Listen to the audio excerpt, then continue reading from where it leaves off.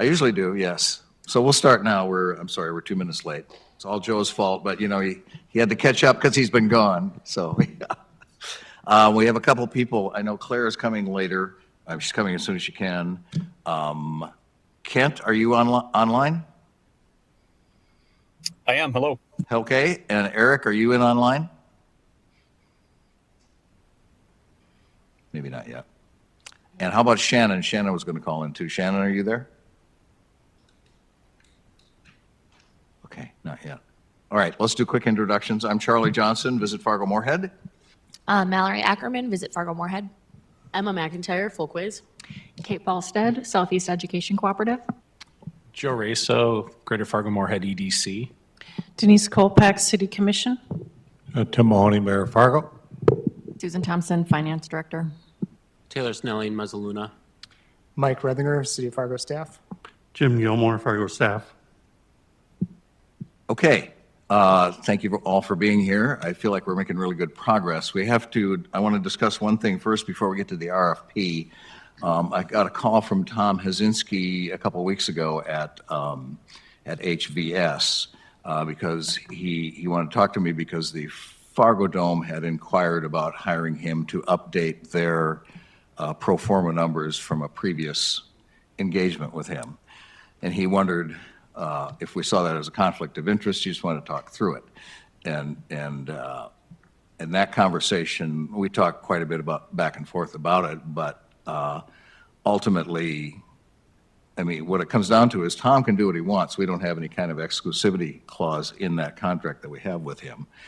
But I told him that if he chose to do it, I think I would recommend that going forward, especially if it comes to evaluating proposals, then we would have to look for someone else because that would pose a conflict of interest if he did work for them and they submit a proposal. Subsequently, I heard from Dave Supas of the Fargo Dome Authority. We hashed it through as well, talked about some of the same things, and I basically told him the same thing, that I think, again, Tom can do what he wants, but if he chooses to do that business with them, I think we would have to look elsewhere in order to remove any optics suggesting any kind of conflict of interest here. So, but I also promised Dave that we'd take it up here at this meeting. So I hope I gave you enough of a synopsis. It's a pretty basic question. And I know the Fargo Dome is basically just asking him to update numbers that he's done for them before in the past. But I still think there's would possibly taint his ability to work with us going forward. Charlie, Comments? what are the variables that would go into that work that, I understand the optics question potentially, but is the data that he's providing us is transparent and available? Yes. To Oh, and anybody? I told him that. I mean, all developers, including the Fargo Dome, Correct. have access to the work that he did for us, which is Right. Generic, but that's updated this year. So everyone has access to that for sure. We discussed that too. I said they certainly have access to that. And I'm just not knowledgeable enough to know what the work that he would do for any other developer would jeopardize the choice that this group would make. I'm not connecting it. I think it's the question of if we used him, because we did hire him to do the pro forma for us, and as part of that deal, he sat in on one or two of our meetings, and the possibility was there that he would consult with us going forward and review proposals. And if he's going to do work with the Fargo Dome, that's where I start to get heartburn. It's the proposal review and other work that could come, Yeah. not this pre-work. It's nothing so far, but got it's whether, Thank I you. just worry about that. I don't know if anybody agrees or disagrees. Oh, yeah, thank you. Claire's not here, but I did bring this up to our board of directors Wednesday and told them the situation. And they didn't take a vote because they don't really have any official sway on this, but they advised me that they would agree that if he did take that business, which he's certainly welcome to, then they would think that we should probably have to eliminate him from doing any evaluations going forward, which is, it's not the end of the world. We could find another company, we'd have to pay more, but that wouldn't stop me from doing it. I mean, we have money in reserves to handle that. I can say that, Claire's not here. But we've discussed it at the board level, so. So basically, I want this group to tell me what message to give to Tom Hazinski at HVS. And ultimately, he gets to make the decision anyway, so. I agree, Charlie, with your assessment here. I mean, it's his choice to do the work, and that's great, but I wouldn't want there to be any even if it's perception, that anything is connected here moving forward, so that we have a clean process. Oh, thank you. And I mean, I think we've been trying to avoid that issue from the beginning. The public we've received questions. I did even before the vote, well, it's just going to end up at the Dome, isn't it? And we're not, I feel like our committee is keeping an open mind entirely, and we want to not do anything that makes it look like we're not. Because we aren't. Agreed. Yep. Okay. Should we have a vote? We haven't taken any votes on this committee. Mayor? Eric Johnson, you're online. Wouldn't that be a conflict when Charlie's talking about?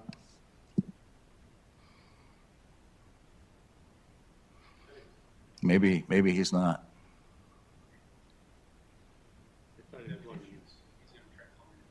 Okay. We'll give him a minute.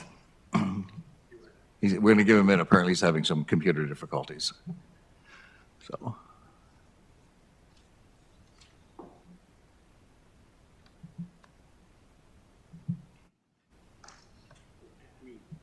Waiting for Eric. To me, it's, to Denise, your point, there's an optics thing here. So Yeah. legal or not legal, I think it seems like everybody's leaning towards, we view it as a potential conflict, and let's let him know that. And Yeah. I'd make a motion to let that be the case. That'd be the message. Moving that if HVS chooses to do the work for the Fargo Dome, then we would look elsewhere for evaluations. Correct. I'll second that. Okay, second? Okay. Any further discussion? Joe and Denise.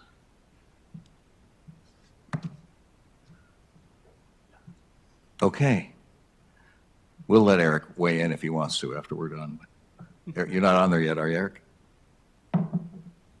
No, okay. All right. I don't think we need a roll call. All in favor, say aye. Aye. Opposed?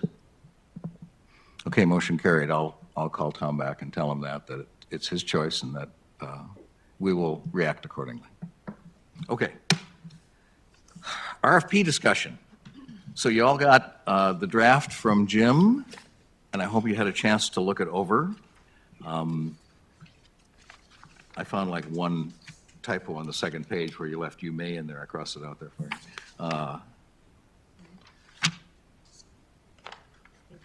Do we want to read through the whole thing? Do you want to summarize it for us quickly? I can summarize it. There's some copies on the back table if the people that are here want to take a look at it. First, there's just that introduction and summary. I think one of the key points is in the second paragraph to point out that as far as the costs, that our budget will have to include land, site preparation, construction of the building, and then, building or furniture, fixtures, and equipment, just to make that clear to everyone. A couple paragraphs down then notes that the information is all available to the selection committees, city commissioners, staff, and the public. And then we will have a process where the RFP, after it's out, people can submit questions in writing. So if there's something that is unclear and people could look at it two different ways, then we would be able to respond and everyone would have that same information. The second page, the background information, rather than try to write the history of the economics of the area, we'll just include links from the EDC, the CVB, and the chamber, so people that maybe want some more background on the market would be able to get that. And then in addition, that HVS market assessment, that was excellent in terms of giving prospective, bidders an idea of what we're looking at, what the needs are, what the market's like. Just a wealth of information in there that everyone should really look at. The next page kind of goes through that selection process. I'm trying to leave, some flexibility in here so we don't paint ourselves into a corner. But certainly in that first phase, they're going to submit the proposed site, the preliminary concept, and the basic information. And then it notes that we would go forward with no more than 5 proposals for the finalists so that people would know they're just not one of 10 and could put more energy into that. And again, that's not more, so you may only see 3 where you want to see detailed proposals, so that gives you some flexibility. Note that the selection committee would review the proposals and forward those to the city commission, kind of remind everyone that the city commission is making the final decisions. And then I think I had in here that you may have presentations, and so maybe we haven't talked about that, but that leaves that open so that if you score 8 different applications, maybe 4 you'd really like to get a presentation from before you make that final recommendation to the city commission on the approval. The selection committee goals, we know we want some kind of Fargo themed, functionally appropriate, fiscally responsible. I think those are some key words that you've talked about here. And then the convention center, it's sort of a should include, and it says suggested minimums. So, it's not a black and white. Maybe someone comes in with a hotel room with 140 rooms. Well, maybe that doesn't quite get there, but that doesn't necessarily rule them out. The third page is really all the requirements that we would, want. And actually, we'll just set, our criteria will be an attachment, so they'll be able to see what all the criteria are, what the scores are. So that will simply be an attachment. That will be referenced on the top of the third page as an attachment rather than trying to build it all in here. The proposal requirements.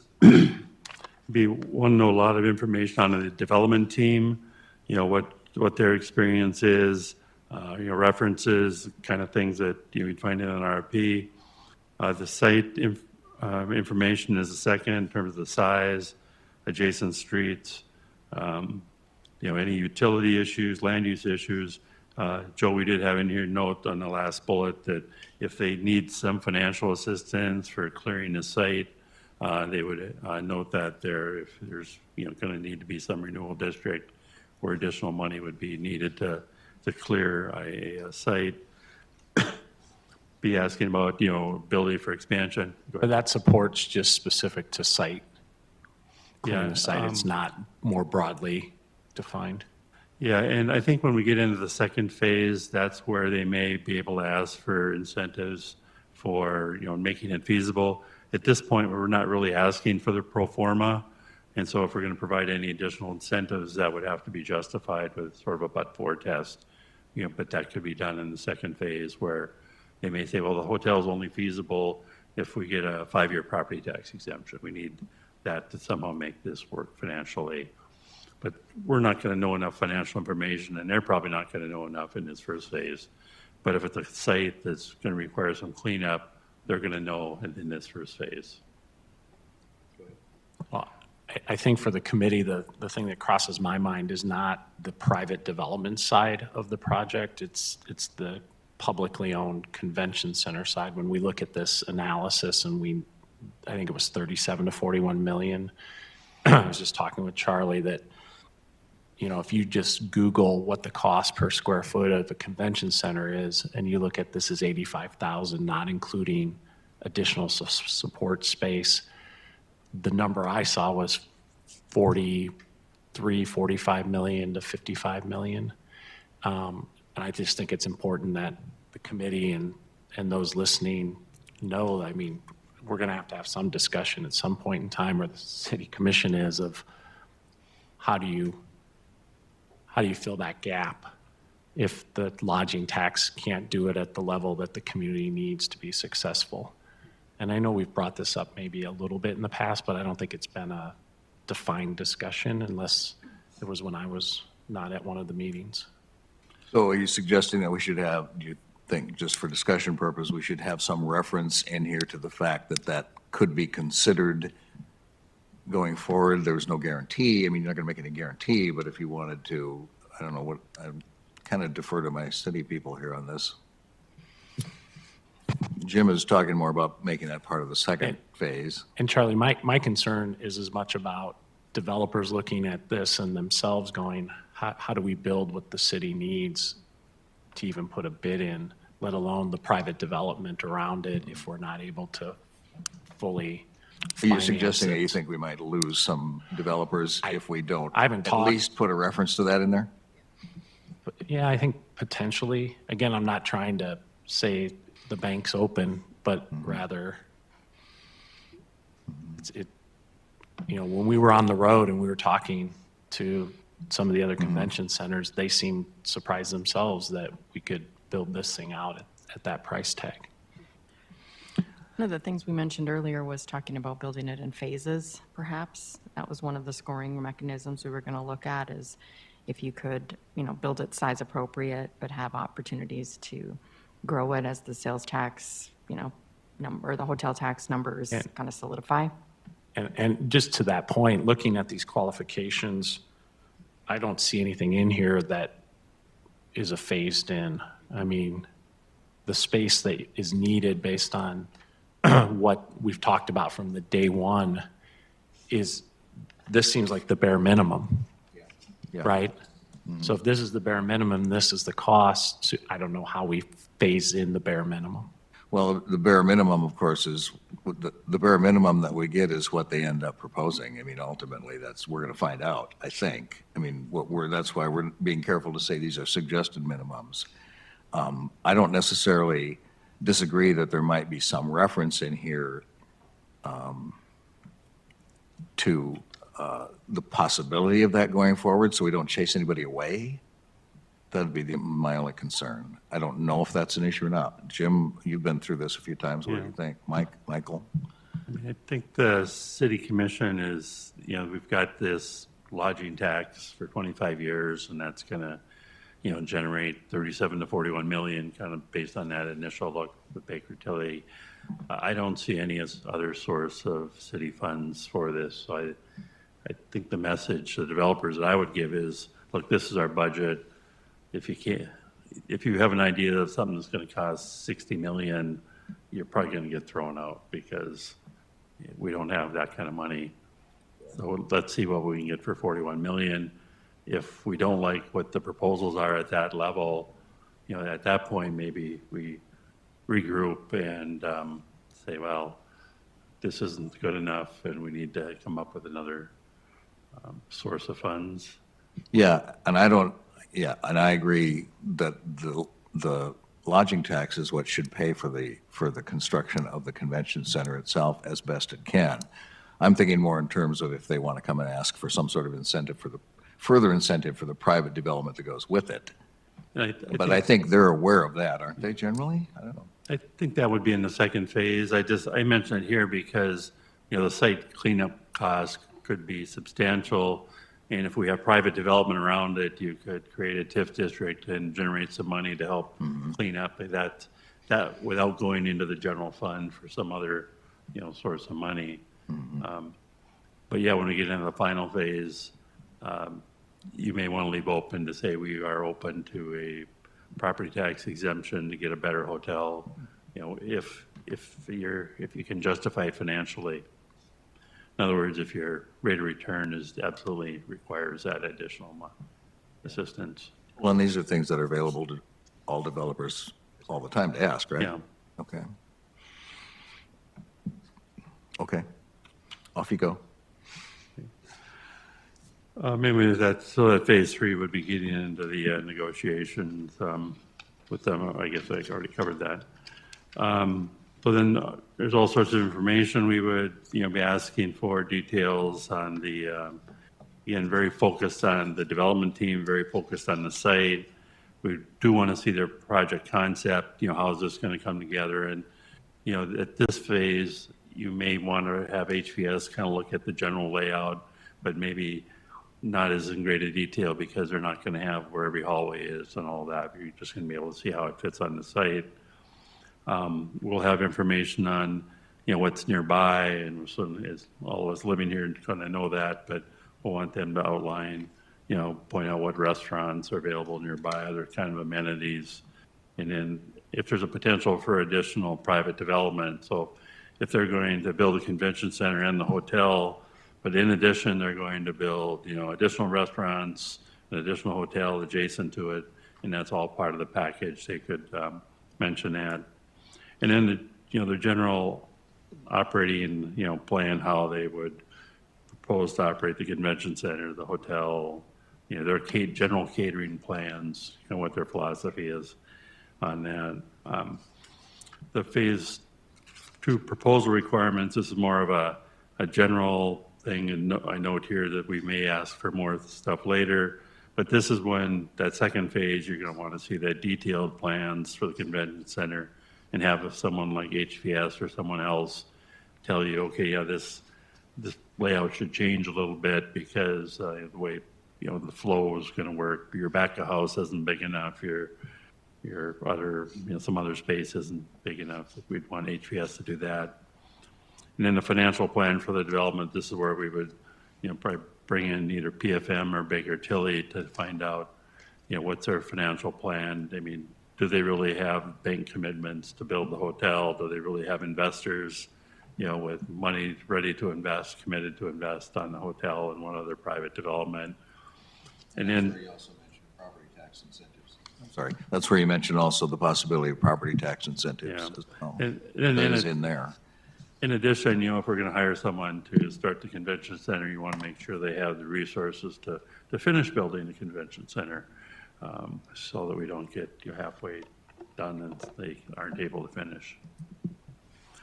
It's just kind of a quick overview as far as the schedule. Kind of go back to that front page. Just looking at, if the RFP could get to the city commission on the 23rd, it could be issued the next day. We'd give about a month for them to submit questions to us, and we would try to answer those within a week with the proposals due on the 21st. I mentioned that, the other alternative calendar on, if everyone was comfortable with it today, we could take it to city commission on the 9th and probably accelerate everything by a couple of weeks. One issue with that is that Jim advises me he won't be here on the 9th, so we might want you around, Okay. since you're the author of the document and know more about this. I mean, I think, well, let's find out, before we decide the timeline, let's see what questions there are about this. How do you feel about this document as it exists? I don't have any pain points in this myself, but, so I think to me, it's almost ready to go to the city commission unless you guys have other thoughts. There certainly could be things I haven't thought of, so.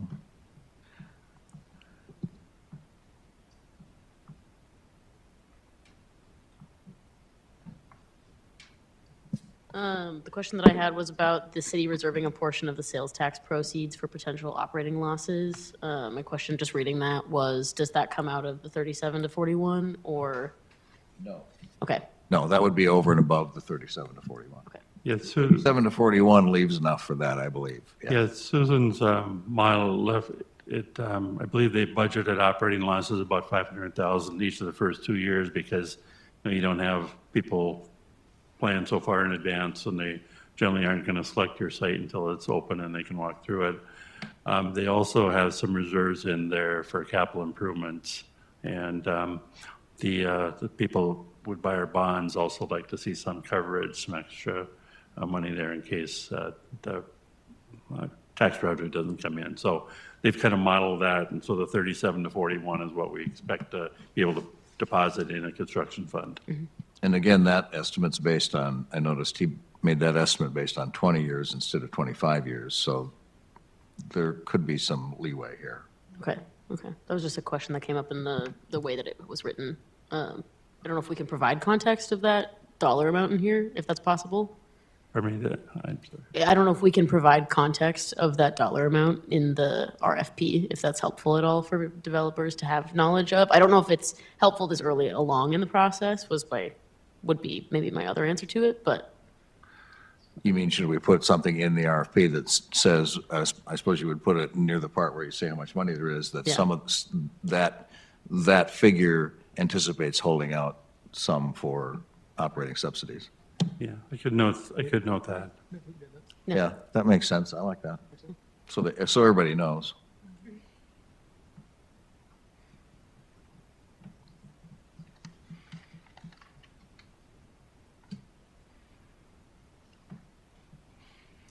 Anything else about the language? That's a good one. Thank you, Emma. I appreciate that.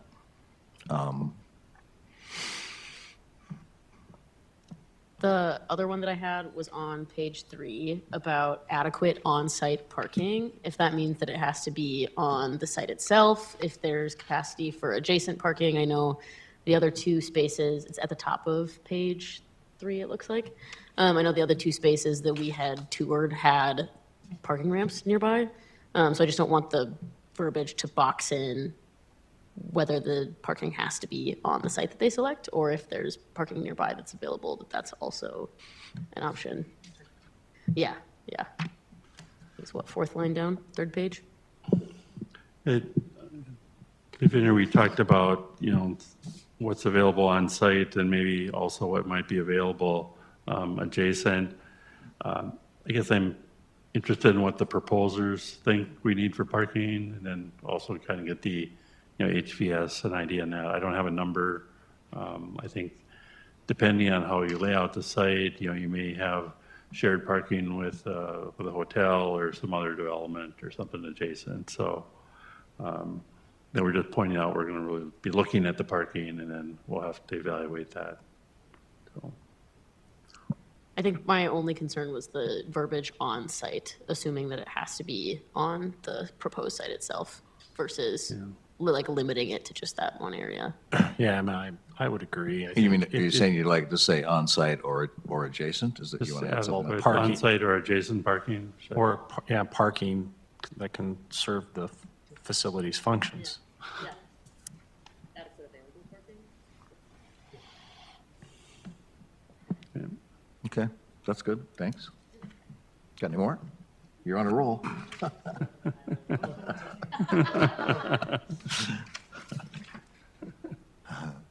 Okay. No, the only last thing I had highlighted was the phase 2 proposed requirements listed at the bottom. I just put a note, appreciate this. That's it. Okay. Okay, so you can make some changes to Yeah, adjust make to that those stuff and changes. send them out to us early next week. Yeah. Yeah. Okay, let's look at the timeline a little bit then. So, we got 2 versions here. Well, let's start with the one with the calendars on the side. There are no circles on the calendar anymore, but sorry. The one with the calendar on it actually starts now. So Jim's only picks up after the RFPs come in. So, we could, if we wanted to accelerate this, we could meet next week, give us final approval, and try to get it to the city commission meeting by June 9. I'm sure we could get through it if Jim wasn't there, but I worry about that a little bit. Maybe just, the commission deadline is on Thursday, so we meet Friday, we've missed the deadline. so. Okay. Okay, I think we should look at the June 23rd city commission meeting to have this approved, and then have it go out by the 25th, 2 days later at the latest. Yeah. And so then you can look at Jim's. Ours started just doing calculations. Jim has it down, so like by Friday, July 25th, that would be a month later. So that would be the time in which questions should have been submitted, and we could have a meeting to go over the questions. And answer those. And then, so when would the final RFP you are suggesting be due by August 22nd? Yes, or you do probably the 21st, and then you receive it the next day. So then the next meeting we would have would be on Friday, August 29th, to have our first discussion of the proposals. Sorry, I understood it as they would be due on the 21st, so we can meet on the 22nd. Was that what you just said, Jim? I was thinking you'd want to take a week to read them. Okay. So they you would have be- them due when? They'd be due on the 21st. You would receive them on, And then we wouldn't have a meeting on the Second. 22nd. So our meeting would be on the Okay. 29th.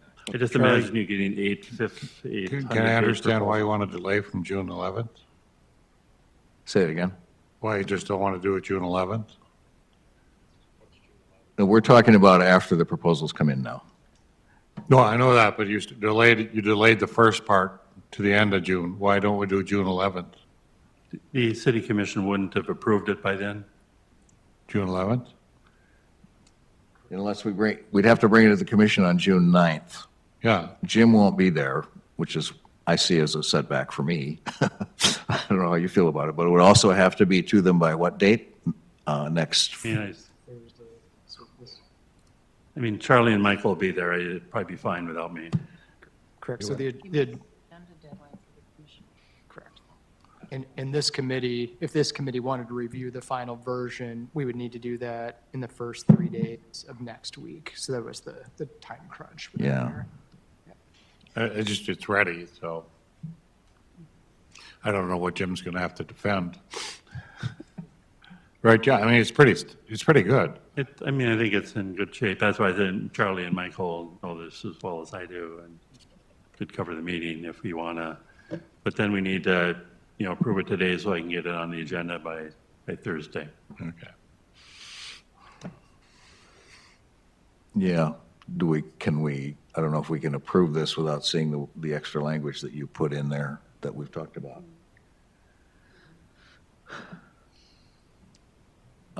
When does it have to be on the agenda? By next Thursday, Next Thursday. noon? Yeah. Well, could we put it on the agenda and still meet on Friday to make our final approval of it? But, can you pull something off the agenda at the last minute? Yeah. You can't put something on at the last minute, but you can pull something off. Yeah. All right, let's make the changes, send it around to us, and then we'll ask to put it on the agenda, and then we'll have a meeting Friday, and then we'll decide if it's good to go, or if we want to ask City Commission to give us 2 more weeks. Does that make If you put sense? it on the agenda on Thursday and we have any revisions on Friday, Commissioner Kolpak or myself can introduce the revisions for the meeting on Monday. So I can get the revisions ready. I won't be here Friday either. Yeah, okay. Jim, you've been here for 30 years. Why do you choose to take a vacation? It's the first one he's had in 30 years, come on. Okay, so we're going with timeline number 1. Hopefully get the RFP out by June 11th. So that would move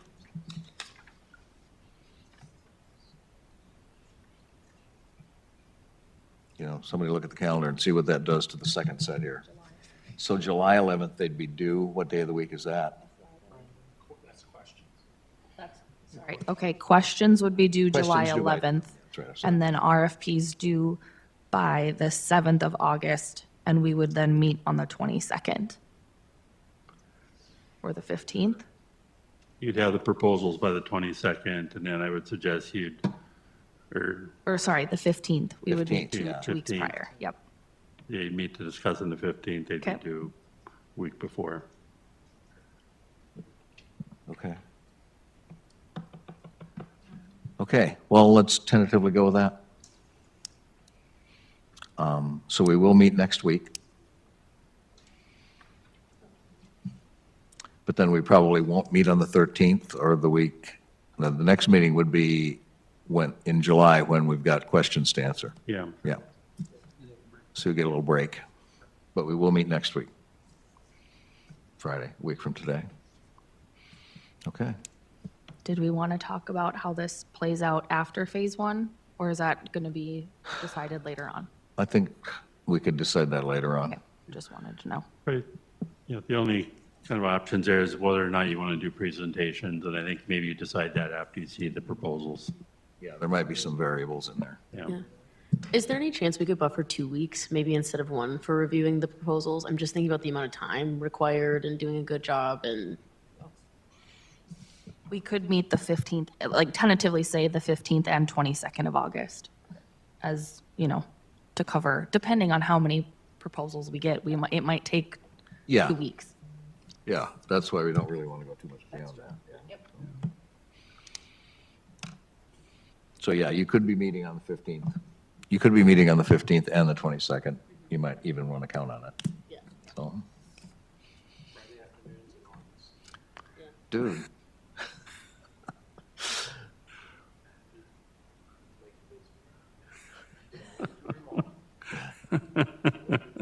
I'm sure you have Wi-Fi wherever you go. We're so close now. Nobody Okay. else I'd rather spend my Friday afternoons with, you guys. I'll just hang out here Fridays when we're not here, for funsies. Okay, anything else for the good of the order? Commissioner Kolpak, you want to bring something up, a communication from an artist. Yes, I heard from a local artist, and she asked about Commission for Fine Art structure, if there's going to be any set aside for local artists to contribute to the aesthetics of the final project. I told her I'd bring it to this committee for consideration. I guess what I would propose, because I don't know a lot about this space, about how it usually typically works, and even though I'm on the Arts and Culture Commission, I've never really been part of a formal build like this that includes a Commission of Fine Arts. So perhaps before the next meeting, we could do some research on some other options and models of how that's worked in other communities and convention centers, and then come back with a formal discussion. Is there a model for that from City Hall construction here? Because I know there's Great art. question, Charlie. I can find that out from our communications director, who did a lot of that work. Yeah, because there's artwork inside and outside. Right, no, it was a significant part of the planning of this, and I know Greg was heavily involved. Yeah, I Looking at think Jim. some money was budgeted, for this, but sometimes there might be a requirement that, is, like, this would be in phase 2, that, that they include within the building some artistic thing. Probably the only other example I could think of was when we did the new library, there was sort of a well thing over there, and that was part of that they wanted to have some art designated for that facility. And I know there's some current discussions with the new airport remodel as well about including art more formally, so let's do some homework and come back and add it to the next agenda. Yeah, it would be good to see what kind of budget we'd be looking at going in. That would be helpful. And then we can see how we'd fit that into this budget or what other resources there might be for it. And Yeah, sometimes maybe- it's just a oh, sorry. designation, like a 1% for the arts, there's a set aside. Why don't I can follow up too with the Arts Partnership?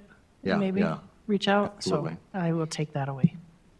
So I haven't checked back. Kent, do you have anything to add to any of this conversation? I'm sorry, I haven't heard from you, or I don't know if Shannon ended up on. Are you guys there?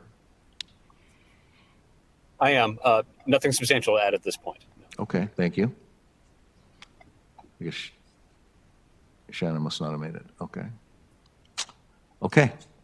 Well,